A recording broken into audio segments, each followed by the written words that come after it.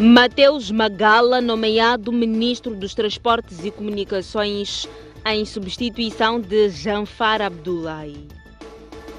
Presidente da República sugere mudança nas dimensões do município da Matola. Inatro volta a imprimir cartas de condução provisórias em Maputo e Matola.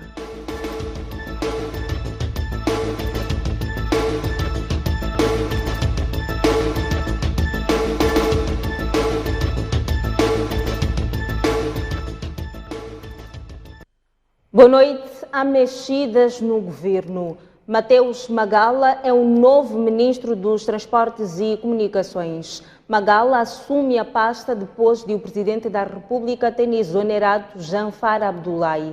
Filipe Nyusi exonerou também Manuela Rebelo, até agora vice-ministra dos Transportes e Comunicações. É o segundo resgate de Mateus Magala do Banco Africano de Desenvolvimento. Desta vez, é convidado para salvar o Ministério dos Transportes e Comunicações, mergulhado em problemas críticos, entre eles a não impressão de cartas de condução biométricas desde janeiro último. No primeiro resgate, Magala regressou ao país para imprimir reformas na eletricidade de Moçambique, onde ocupou o cargo de presidente do Conselho de Administração entre 2015 e 2018. Antes da EDM, Mateus Magala era representante do BAD no Zimbábue. Em 2008, o novo ministro dos Transportes e Comunicações foi nomeado vice-presidente dos Recursos Humanos e Serviços Institucionais pelo seu empenho no aumento das receitas da eletricidade de Moçambique de 150 milhões de dólares para 500 milhões em pouco tempo. Magala é mestre em Economia e Econometria, mestre em Economia e Gestão de Transportes e tem o mesmo grau em Gestão de Empresas, todos pela Universidade de Sydney, na Austrália. Tem ainda mestrado em Engenharia Mecânica na República Checa e doutoramento em Economia pela Universidade Australiana de Vitória. No novo cargo, Mateus Magala substitui Janfar Abdullahi, exonerado nesta segunda-feira, após ocupar a função durante 2 anos e 6 meses. Chegou o fim da linha não só para si, mas também para sua vice-ministra Manuela Rebelo, que ocupava a posição há 10 anos. Mateus Magala herda da direção dos seus antecessores o ministério que tem por resolver não só problemas da carta de condução, mas também do transporte rodoviário de passageiros e a respectiva segurança nas estradas, da ligação ferroviária entre o norte e o sul do país, há muito desejada, da sustentabilidade da cabotagem marítima relançada há 2 anos, do transporte aéreo, das telecomunicações, bem como da conclusão do processo de migração digital. Os problemas com a emissão de cartas de condução e os graves acidentes de viação marcaram os 2 anos de governação de Janfar Abdullahi. O até agora ministro dos Transportes deixa 80 novos autocarros a circular na região metropolitana do Grande Maputo. Janfar Abdullahi assumiu a pasta dos Transportes e Comunicações no arranque do segundo mandato de Filipe Nyusi na presidência da República para substituir Carlos Mesquita. Encontrou um setor dos transportes já debilitado e com problemas crônicos. Ainda assim, estava otimista. Nós fomos nomeados exatamente para responder aos anseios da população. Então, não podemos em nenhum momento defraudar isso.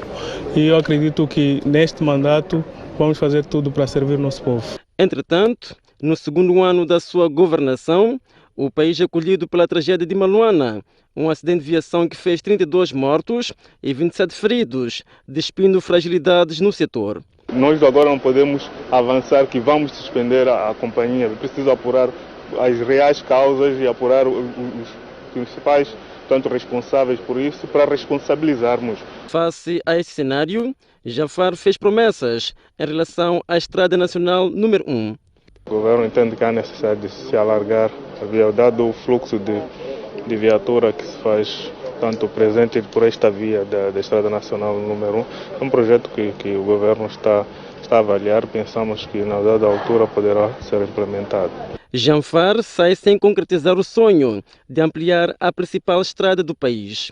Na sequência do mesmo acidente, demitiu a então diretora-geral do Instituto Nacional de Transportes Rodoviários e o diretor nacional de Transportes e Segurança, duas entidades que eram responsáveis pela garantia da segurança rodoviária. Entretanto, as demissões não surtiram efeitos, porque 4 meses depois, mais um acidente de viação na Manhissa matou 17 pessoas. Já no início de 2022, outro acidente rodoviário no distrito de Mopeia, na Zambésia, matou 28 pessoas. Os problemas na emissão de cartas de condução foram outro marco do mandato de Jafar Abdullahi. Em finais de 2021, é rescindido o contrato entre o Inatro e a Brito Mitchcoma, então provedora do serviço, o que provocou o caos. Até hoje, as cartas de condução biométricas não estão a ser impressas. Mais recentemente, falhas no sistema levaram a que o Inatro não imprimisse as cartas de condução provisórias, o que também gerou descontentamento para os utentes. É uma questão que estava para além da instituição, porque o problema de comunicação, o provedor do serviço de comunicação é o Instituto Nacional de Gestão Eletrônica, e ele estava com um certo problema e isso acabou afetando tanto os serviços prestados pelo Inatro. Mas nem tudo correu mal durante o seu mandato. Apesar de não se terem cumprido os prazos, Janfar Abdullahi cumpriu a promessa de disponibilizar autocarros movidos a gás para a região metropolitana do Grande Maputo. Contudo, sai faltando 20 autocarros por entregar. Sendo que os restantes 20 autocarros, ainda por chegar no país, serão movidos a diesel e serão alocados restantes capitais provinciais do nosso país.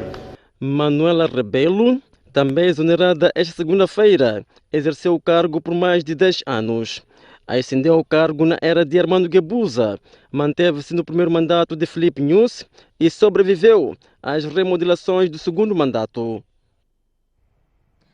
E para a satisfação dos utentes, a emissão de cartas de condução provisórias nas cidades de Maputo e Matola foi retomada esta segunda-feira. A porta do Instituto Nacional dos Transportes Rodoviários voltou a abrir-se aos serviços de impressão de cartas de condução provisórias. Abre-se a porta, chamam-se as pessoas que há muito tempo aguardavam pelas suas cartas e que agora respiram de alívio. Finalmente consegui. Eu estou à procura de renovação da minha carta desde quinta-feira da semana passada. E sem a carta de condução renovada, a vida dos condutores tornava-se complicada. Quase que não se pode circular aqui em Moçambique com uma carta caducada. É claro que temos aquele período de um mês, mas aqui em Moçambique não dá para circular com uma carta caducada. Utentes mexem o celular e ajeitam-se onde podem no exercício de paciência. A impressão das cartas de condução provisórias retomou, mas os crônicos problemas da morosidade no atendimento continuam no Instituto Nacional dos Transportes Rodoviários. Fiquei quase 4 horas de tempo sentado aqui, de lá até agora. Já passaram 5, 6 grupos que já levantaram a carta. Eu parado ali na porta ainda à espera, até estava aqui, mas tive que sair, ir já até ali, porque já não estava a conseguir mais. Sofro sem dinheiro e sofro com o meu dinheiro. Todos que vieram comigo às 6h30 já foram para casa. Para eu entrar, tive que tirar credencial do serviço, tirar BI, dizer que não estou a ser atendido. Fui entrar em 4 balcões. É quando uma senhora se sentiu pena, levou meu BI e foi procurar meu documento. E as cartas biométricas não estão a ser impressas desde janeiro deste ano, porque o Inatro ainda não pagou à Brito Mitchcoma a dívida de 40 milhões de meticais referente à impressão de mais de 100 mil cartas entre julho e novembro de 2021. A população da Baía de Pemba, em Cabo Delgado, teme novos ataques terroristas. Há relatos de que o grupo armado está próximo da cidade. Os receios são manifestados após alegadas decapitações de civis. A cidade de Pemba, capital da província de Cabo Delgado, o ambiente parece calmo, mas muitas pessoas estão com medo devido aos relatos de ataques terroristas próximo da Baía de Pemba. Desde que começou-se a falar dos ataques terroristas no distrito de Anquabe, no dia 5 de junho, esta cidade começou a receber centenas e centenas de deslocados. E hoje, com os últimos ataques registrados em Tutupe, a população continua com medo. Tantos nós ouvimos em Mocimboa, de Mocimboa ouvimos para Macomia, de Macomia ouvimos agora Anquabe. Anquabe para sempre aquele medo. Lá onde nós sabíamos que eles estavam a atacar, já não estão lá. Agora, queira saber conosco, será são os mesmos que estão esporádicos, espalhados? Será? Ou porque é uma nova frente? E eles falam e demonstram. Então, aquilo cria medo para toda a gente. E todos nós que estamos nessa cidade não estamos seguros. Estamos com o coração no mão, aliás na mão. Mesmo lá onde estão a atacar, está cheio de militares. Sim, sim. Mas mesmo assim, nós estamos aí pessoas a morrer. Então, é provável que todo mundo fique com medo. Muitas pessoas estão com medo devido à insegurança aqui na cidade de Pemba, apesar da presença de militares e da Polícia da República de Moçambique. No entanto, muitos dizem que aqui não vão sair porque não tem para onde ir. Medo insiste, mas vai sair as crianças, vai sair para fazer o que, papá? Queira e não sempre está a correr. Nós corremos, aquele tem muito tempo, acabou. Vamos seguir assim mesmo, correr, assim mesmo, sentar assim mesmo. Vamos sair da água para onde? Peço mesmo a quem de direito, se for possível, né?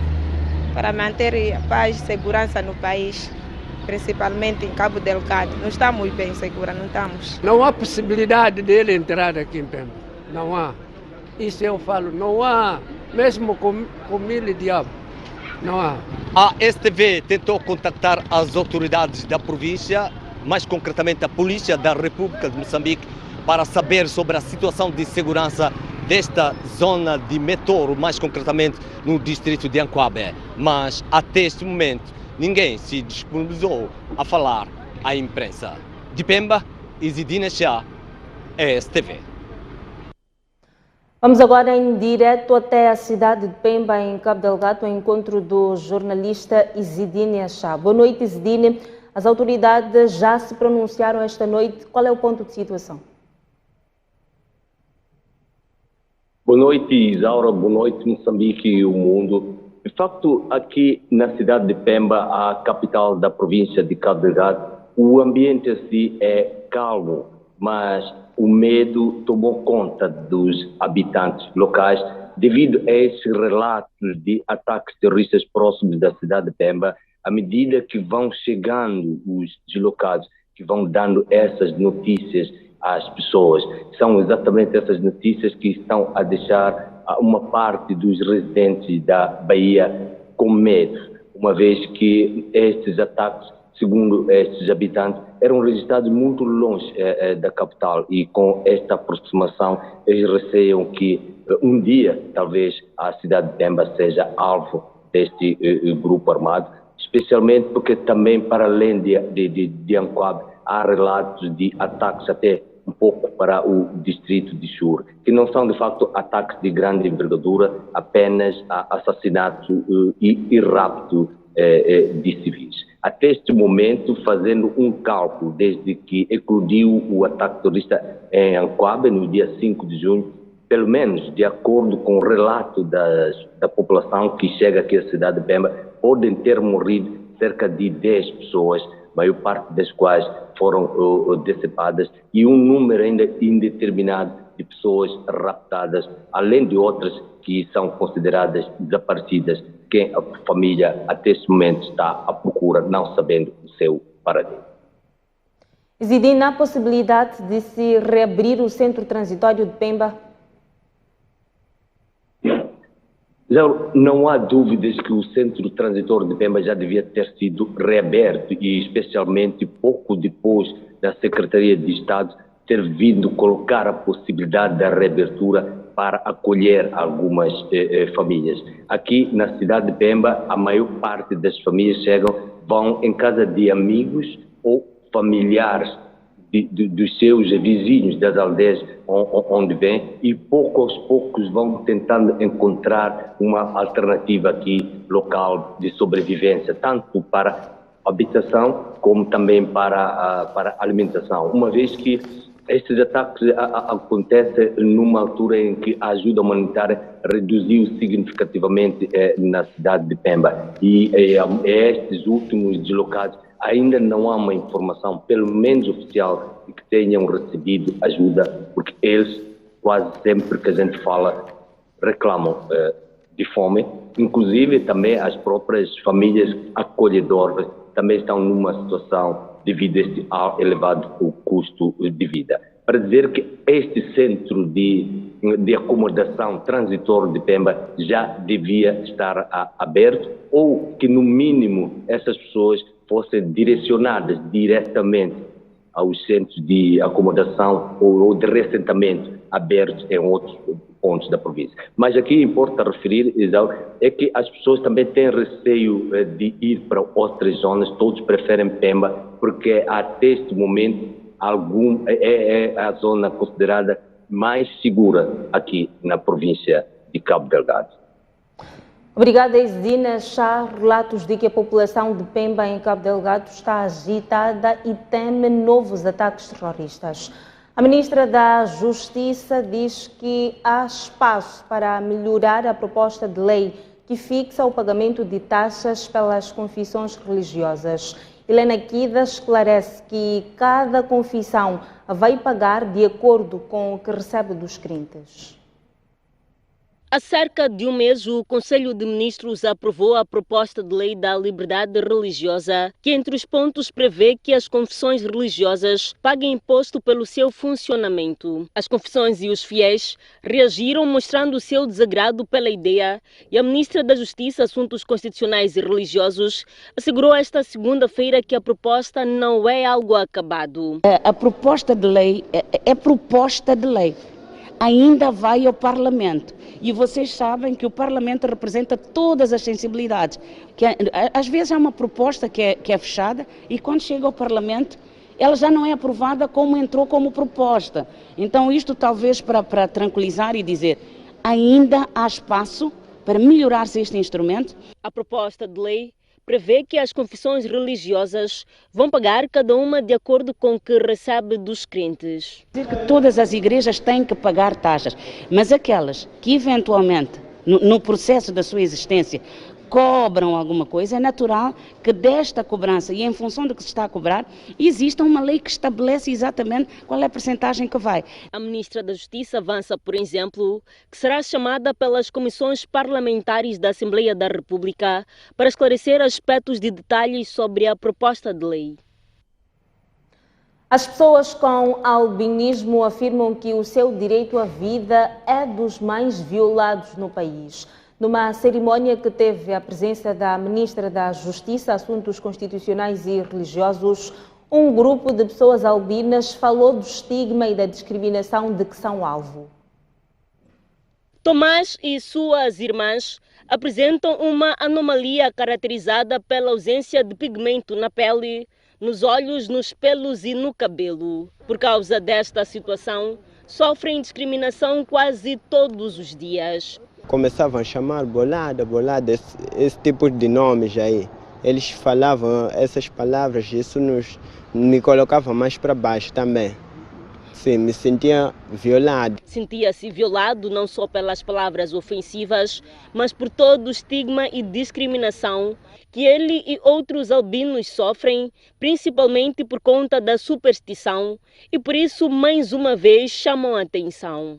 E estejam conscientes que partes do corpo da pessoa com albinismo não têm mercúrio, não trazem sorte riqueza e não tem nenhum poder mágico. Muito mais do que chamar a atenção, a luta da pessoa com albinismo no país é ver os seus direitos promovidos e protegidos. E o governo garante que já trabalha no assunto desde 2015, com a aprovação do Plano Nacional de Ação sobre a Pessoa Albina, o qual está em um processo de revisão e operacionalização por forma a salvaguardar os valores e defesa dos direitos das pessoas com deficiência, incluindo pessoas com albinismo. Salientar que, dentre muitas temáticas, foi possível melhorar a componente do apoio psicossocial, acesso aos cuidados de saúde de qualidade, mecanismos de combate à discriminação, tráfico de pessoas e de órgãos humanos. Moçambique não está sozinho na luta. Entre os apoiantes estão a Unesco e a Noruega. Estamos a apoiar o projeto sobre a proteção e promoção dos direitos humanos das pessoas com albinismo, com cerca de 44 milhões de meticais. Nampula é a província com mais casos de violação dos direitos das pessoas com albinismo. A informação foi avançada durante o simpósio alusivo ao Dia Internacional do Albinismo, que se celebra esta segunda-feira, sob o lema Juntos para fazer a nossa voz ser ouvida. O antropólogo Mateus Chabai diz que os raptos e assassinatos não acabam por decreto. Chabai acredita que a melhor estratégia é conjugar a aplicação de penas pesadas com educação social. Persistem casos de raptos e assassinatos de pessoas com albinismo para a extração de seus órgãos que são usados na magia negra. Já há muitas pessoas a cumprir penas por se terem envolvido neste tipo de crimes, mas o antropólogo Mateus Chabai diz que só a lei não vai resolver o problema. Haja educação comunitária para que o problema seja resolvido desde dentro da comunidade. As leis, sim, estão aí, é importante que sejam aplicadas, mas o que é que significa o albinismo para as pessoas, para as comunidades, para as famílias?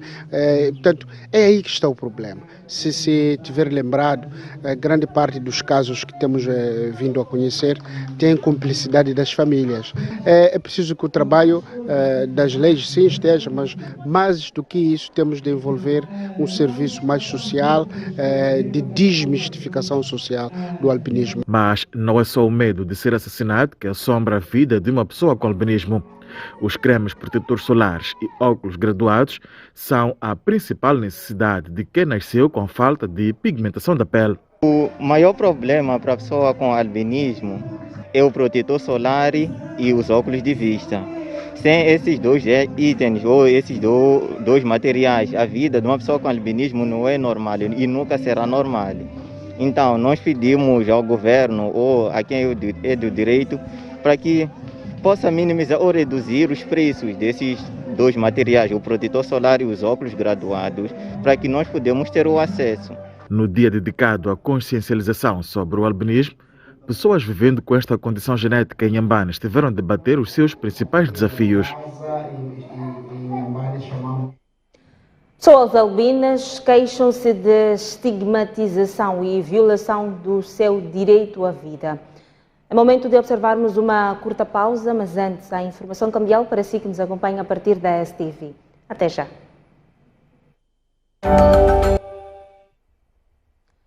De volta às notícias.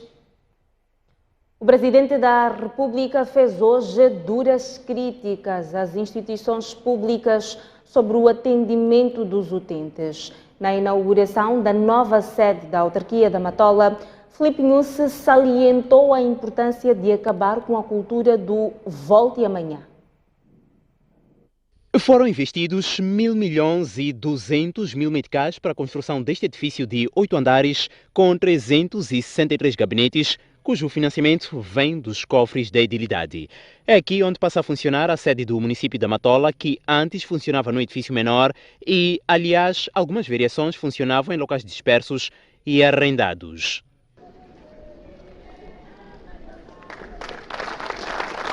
Filipe Nussi foi quem inaugurou a infraestrutura, conheceu parte dos compartimentos que já estão a ser explorados. O edifício tem espaço para as 10 variações da autarquia, museu, auditório, salão nobre, inspeção municipal e outras áreas.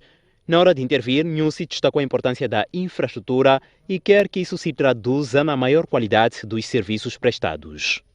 Já não fará sentido que os munícipes continuem a ouvir as céleres frases "volta amanhã", ou "o problema é com o chefe e o chefe não está aqui". Acabem com isso. Isso nem é moderno. Mesmo a forma informatizada que o mundo vive resolve esse problema de volta amanhã. Porque consegue-se saber onde é que está a pessoa naquele momento. E ficar com muito expediente sempre. Não é estilo de governação esse. O munícipe é cliente número 1. Tem que estar satisfeito.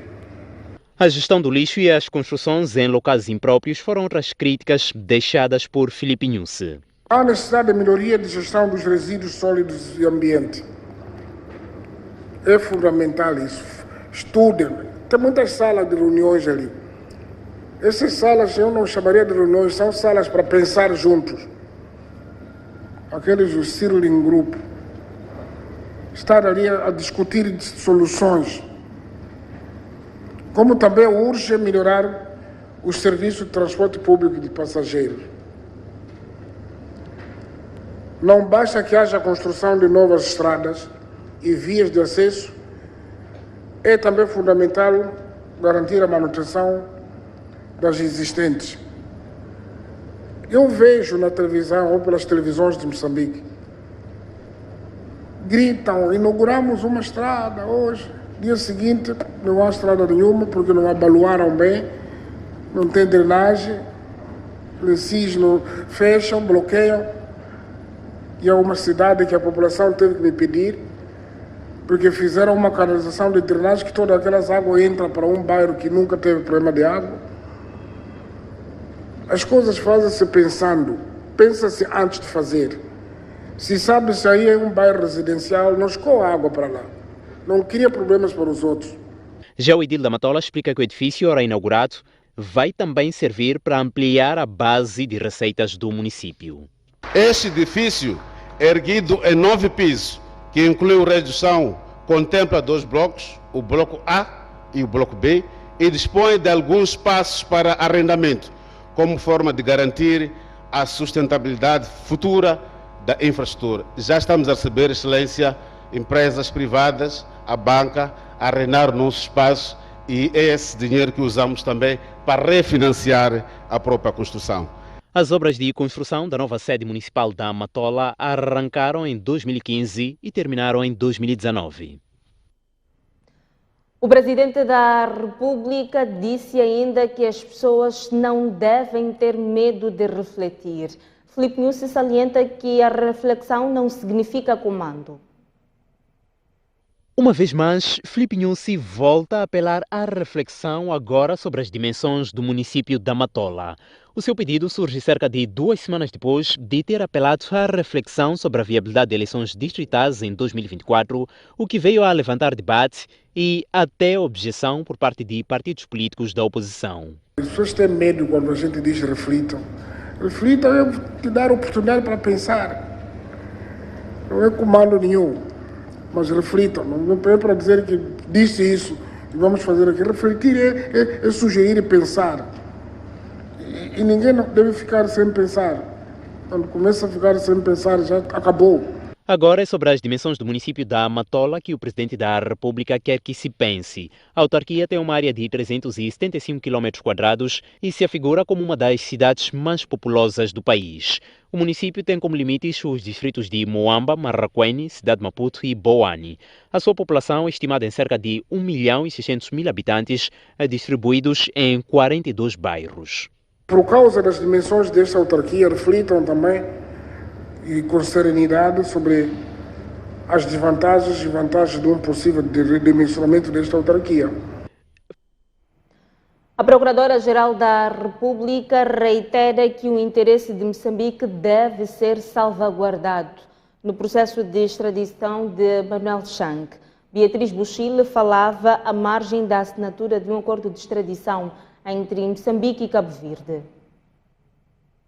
Moçambique sofreu um golpe nos esforços para trazer Manuel Chang de regresso ao país, depois do Tribunal Constitucional Sul-Africano ter negado reapreciar a decisão de extradição do ex-ministro para os Estados Unidos. Logicamente, para nós investigarmos... Na sua primeira reação ao recente desenvolvimento, a Procuradoria-Geral da República reiterou que vai continuar a lutar pela defesa do interesse nacional. Eu tenho o dever de não me pronunciar sobre matéria em tramitação nos tribunais, quer internos, quer internacionais. Nós vamos aguardar. Há decisões que estão a ser tomadas a nível dos tribunais, vamos respeitar e vamos aguardar o curso dos tribunais, depois vamos ver. Mas o que é importante saber é que o Ministério Público quer defender o interesse do Estado moçambicano. Este é que é o importante. Beatriz Buchile falava à margem da assinatura de um acordo de extradição entre Moçambique e Cabo Verde. Hoje estamos a lidar com crime organizado e transnacional. Como vem, Moçambique não é diferente de outros países, tem grandes desafios em termos de crime organizado transnacional, como o terrorismo, o tráfico de droga, o tráfico de pessoas, imigração ilegal e mesmo a questão de branqueamento de capitais, crimes econômicos, financeiros, corrupção. E, logicamente, para nós investigarmos esses crimes, temos que pedir assistência mútua legal e que isso ocorre nas investigações, na extradição dos arguidos e também, às vezes, na troca de condenados. Para Luís Tavares, Procurador-Geral da República de Cabo Verde, que também orientou uma palestra sobre extradição, a cooperação é um passo importante no combate ao crime organizado. Nenhum país sozinho, nenhum procurador sozinho consegue investigar crimes da natureza dos que vêm acontecendo de uma forma cada vez mais acelerada. Os crimes agora internacionais não têm fronteiras, ao mesmo tempo que cometem-se um crime a vários países. Os países têm que estar preparados para fazer frente a esse problema. O acordo assinado tem a duração de 5 anos, renováveis. O Ministério da Terra e Ambiente voltou esta segunda-feira a falar da necessidade de banir o saco plástico. Ivete Meibás estima que todos os anos sejam atiradas aos rios e ao mar 17 mil toneladas de plástico. É um recurso indispensável no dia a dia de várias famílias, mas em vias de entrar em desuso devido aos constrangimentos que cria à saúde e ao meio ambiente.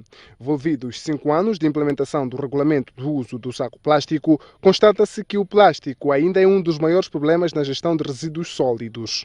Dentre os impactos negativos causados pela proliferação do saco de plástico, importa ainda destacar a obstrução de valas de drenagem, inundações urbanas, surgimento de doenças associadas a focos de criação de vários vetores e, por outro, sem esquecer a perda da fauna marinha e terrestre. A queima do plástico provoca a poluição do ar através de emissões de gases que, inalados, são prejudiciais à saúde humana e de outros seres vivos.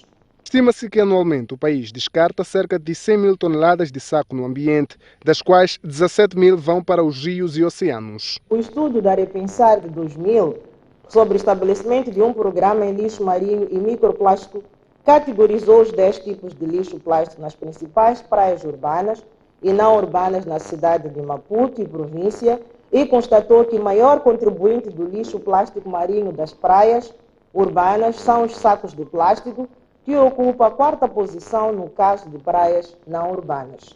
O Ministério da Terra e Ambiente quer reverter este cenário, daí que defende a utilização de recursos alternativos ao saco plástico. Cerca de 3 mil pessoas ficaram retidas entre 3 a 5 horas no aeroporto de Lisboa, em Portugal. Um dos cidadãos retidos foi o escritor moçambicano Mia Couto, que disse que a situação é uma afronta à dignidade e ao respeito às pessoas. Chegou a Portugal, mas a recepção não foi das melhores. O escritor moçambicano esteve retido no aeroporto Humberto Delgado, em Portugal, juntamente com outros passageiros durante cerca de 5 horas. A situação deveu-se ao fluxo de passageiros que o aeroporto registrou na manhã de domingo, aliado à falta de recursos humanos nos postos de controlo de passageiros que entram naquele país. Miyakoto diz que foi submetido a um tratamento desumano. Não é só um caos, aquilo é uma coisa realmente completamente inadmissível, é uma situação de respeito pela dignidade das pessoas. Juntaram-se ali centenas de pessoas que ficaram numa fila, num corredor, sem nenhuma condição de apoio, de uma cadeira que fosse, de uma água, de alguma explicação que tivesse, e ficaram 5 horas à espera. Ao fim de 3 horas, as pessoas já se sentavam no chão. Havia gente muito idosa, havia gente com problemas ao meu lado estava um senhor que tinha uma prótese, um senhor com 80 anos que tinha uma prótese. Tivemos nós que nos, digamos assim, associar para ajudar a que o senhor sentasse no chão. Não havia qualquer preocupação de atendimento destas necessidades especiais que pessoas que estão há 5 horas de pé num aeroporto é completamente inaceitável, seja qual for a razão. O escritor apelou mais do que justificações, soluções para que incidentes do género não ocorram, comprometendo assim a viagem, compromisso e saúde dos passageiros. A ideia é que Portugal perde tanto com isto, que não são explicações sobre a origem do problema, mas eu imagino que Portugal tem que resolver este assunto de maneira que receba de braços abertos essas pessoas que vêm fazer turismo, que vêm trabalhar em Portugal, que vêm como eu simplesmente ver os amigos. É preciso resolver isto. Ninguém aceita uma explicação depois de passar aquilo que nós passamos na fila hoje. O aeroporto tem vivido situações do género nos últimos dias, mas este domingo foi pior, com um pico de passageiros nas chegadas, cerca de 3.000 por controlar. O Papa Francisco adiou a sua visita à República Democrática do Congo e ao Sudão devido a um problema no joelho. O Sumo Pontífice está agora a receber cuidados médicos. Lamentavelmente forçado, foi como o Vaticano descreveu a forma como o Papa Francisco decidiu adiar a visita que deveria fazer à República Democrática do Congo e ao Sudão do Sul em julho. De acordo com a assessoria de imprensa do Vaticano, a decisão resultou de um dos médicos que assistem aos problemas de joelho com que Papa Francisco se depara já há vários meses. A ideia é não colocar em causa o tratamento que já está em curso, disse Matteo Bruni, responsável pela comunicação da Santa Sé no Vaticano. A Amnistia Internacional acusa a Rússia de cometer crimes de guerra na cidade ucraniana de Kharkiv. Em causa está a utilização de armamento proibido que resultou na morte de centenas de civis. A Amnistia Internacional condena ataques das forças russas que causaram mortes e destruição generalizadas durante bombardeamentos realizados a bairros residenciais em Kharkiv no final de fevereiro. Segundo escreve a Euronews, a organização encontrou evidências de que as forças russas usaram munições e explosivos de dispersão que são proibidos por tratados internacionais devido a seus efeitos indiscriminados. O uso de munições cluster é apontado como um exemplo de total desrespeito pelas vidas civis e, por isso, as forças russas responsáveis pelos ataques devem responder pelas suas ações e as vítimas devem ser indemnizadas. A Amnistia Internacional diz que as ações das forças russas violam o direito internacional humanitário. De acordo com o Departamento Médico da Administração Militar Regional de Kharkiv, desde que começou o conflito, foram mortos naquela região 606 civis e 1.248 pessoas ficaram feridas. O distrito de Vilanculo, em Inhambane, vai acolher a 18ª edição do Festival Moçambique Fashion Week. Para o efeito, foi assinado esta segunda-feira um memorando de entendimento. O Moçambique Fashion Week começou em Inhambane, a terra da boa gente, há cerca de 20 anos. E é para lá que as atenções estão viradas este ano, com a realização em dezembro próximo da 18ª edição do maior evento de moda no país. E hoje regressa a Inhambane, mas desta feita para o distrito de Vilanculo. Sobre o evento, Edmundo Galiza Matos explica as razões que ditaram que o Moçambique Fashion Week 2022 fosse realizado em Vilanculos. As pessoas poderão não só visitar Vilanculo, mas também fazer com que várias pessoas reconheçam o potencial marinho. Tendo em conta as diversas potencialidades que o distrito possui, foi escolhido a conservação da biodiversidade marinha e costeira como espelho da moda. Tens em Vilanculos, claramente, um conjunto enorme de situações, até muito mais ligadas ao mar, à parte dos pescadores, às ilhas, ao turismo, tudo isso, mas tem arte. E essa arte tem que ser transmitida também. A informação foi avançada esta segunda-feira durante a assinatura de memorando entre o governo do distrito de Vilanculos e o presidente da DDB Moçambique. Moçambique Fashion Week volta ao distrito de Vilanculo em Inhambane em dezembro deste ano. Agora vamos a uma curta pausa, mas antes a previsão do estado do tempo para as próximas 24 horas. Começamos pelo sul, a capital Maputo vai registrar uma máxima de 30 e uma mínima de 13. Xai-Xai em Gaza, 28 de máxima e 15 de mínima. Inhambane, 28 de máxima e 20 de mínima. A previsão de céu ligeiramente limpo em todo o sul do país. Seguimos ao centro, Beira, 27 de máxima e 18 de mínima. Chimoio, 24 de máxima e 12 de mínima. Nestes dois pontos do país, a previsão de continuação de céu ligeiramente limpo. Mas em Climano, o cenário é diferente, a previsão de chuvas fracas e céu pouco nublado, 28 de máxima e 18 de mínima. Tete, céu ligeiramente limpo, 31 de máxima e 16 de mínima.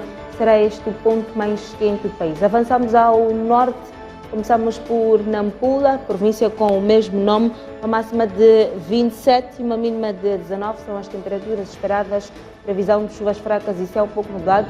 Em Lixinga e Pemba, previsão de céu ligeiramente limpo, 22 de máxima e 9 de mínima, 28 de máxima e 20 de mínima, respectivamente. Até já. De volta às notícias, olhamos agora o desporto. Chegou ao fim o sonho de Moçambique de alcançar pela primeira vez os oitavos de final no Mundial de Voleibol de Praia que decorre em Roma, na Itália. As duplas nacionais voltaram hoje a perder os seus jogos, somando a terceira derrota consecutiva, que lhes coloca fora da próxima prova. Ainda no desporto, Leia Dong assina pelo London Bretagne da França, depois de ter terminado o contrato com Cochabamba da Espanha. A valorosa basquetebolista moçambicana assinou um contrato válido por uma temporada. Ismael Nurmamad desfalca a Seleção Nacional de Basquetebol Sénior Masculina, que de 17 a 19 deste mês vai participar no torneio internacional de Benguela, em Angola.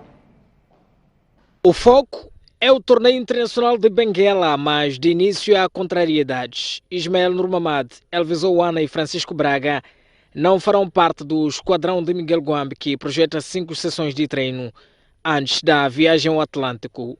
Vamos ter 5 sessões, 2 sessões vamos trabalhar os aspectos ligados ao ataque, alguns sistemas ofensivos, partindo desde o ataque rápido até o contra-ataque, o ataque rápido e o ataque de posição, e os outros dias vamos trabalhar a defesa. A defesa que será determinante na competição em preparação, pensando em outros compromissos. Temos a próxima prova a nível de séniores, que é o Afrocan, que vai dar apuramento para o Afrobasket. Então temos que começar a trabalhar desde já, com o objetivo de alcançarmos bons resultados no Afrochan e chegarmos ao Afrobasket. Na seleção, há novo inquilino. Joaquim Chumi já pensa em vingar para melhores resultados do combinado nacional. O objetivo sempre é apresentar um melhor trabalho para que possamos estar sempre numa boa posição de qualificação. Do grupo que vai a Angola, destaque para a não chamada do capitão David Canvet. Para trás do desporto, agora é momento de irmos ao encontro de Boaventura Mucipo para os destaques do Noite Informativa de hoje. Mucipo, boa noite. Boa noite. A notícia do dia é o afastamento do ministro dos Transportes. O presidente da República, Filipe Nyusi, deixou cair Janfar Abdullahi. Janfar Abdullahi é, desde a sua indicação pelo presidente da República, o ministro mais criticado pela opinião pública.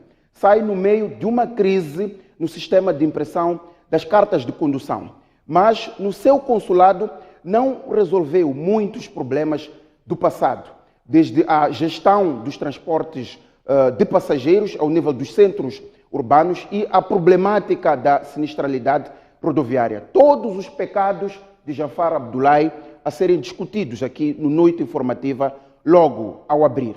Vamos também olhar para o homem que se segue e os desafios que o esperam. O presidente da República volta ao Banco Africano de Desenvolvimento para ir buscar Mateus Magala. Mateus Magala é um tecnocrata com trânsito nos corredores da alta finança. Foi vice-presidente do Banco Africano de Desenvolvimento. Passou pela EDM como PCA, fez reformas de fundo, mas saiu pelo meio. A questão é se um reformista como Mateus Magala vai conseguir, em 2 anos, colocar a locomotiva a apitar no Ministério dos Transportes e Comunicações. Vamos olhar para o futuro de Mateus Magala, os desafios que o esperam, considerando que o Ministério dos Transportes e Comunicações é um dos ministérios mais importantes do governo. Além do desenvolvimento, tem sob sua tutela instituições e empresas importantes, como o Instituto Nacional de Comunicações de Moçambique, os Caminhos de Ferro de Moçambique, a TMCL, entre tantas outras. O presidente da República reacendeu o debate sobre a descentralização. Filipe Nyusi diz que é importante repensar sobre a extensão da Matola. Diz também que não deve haver medo de fazer reflexão. O presidente pode estar a responder às críticas que foram levantadas quando lançou o debate sobre o adiamento ou não das eleições distritais em 2024, numa reunião privada dentro do Partido Frelimo. Vamos discutir estes 3 temas em 1h30 com 3 convidados chamados hoje para o Noite Informativa. São eles Edson Cortês, que é diretor do Centro de Integridade Pública. Vamos também discutir o tema com Dércio Alfazema, do IMD, e com Custódio Duma, jurista. Nós aguardamos por si, caro telespectador, já a seguir neste TV Notícias. Até já. Daqui a pouco no canal de notícias, acompanhe. É tudo quanto às notícias no Jornal da Noite. Obrigada pela atenção dispensada. Voltamos amanhã à mesma hora. Boa noite e bom descanso.